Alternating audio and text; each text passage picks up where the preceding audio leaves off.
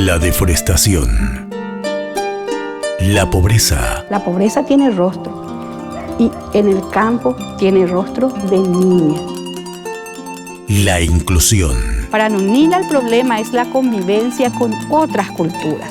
Solamente ha convivido con personas de la comunidad abaguaraní. Y la lucha de un grupo de estudiantes para afrontar con valentía la vida en la zona más estigmatizada del país. Este documental plantea preguntas como: ¿será que este modelo de educación les dará las habilidades que necesitan para resistir la intensa presión de sus novios y familias para abandonar la escuela? ¿Quiénes lograrán vencer las barreras impuestas por una realidad de la que buscan escapar? ¿Quiénes llegarán al día de graduación y alcanzarán sus sueños?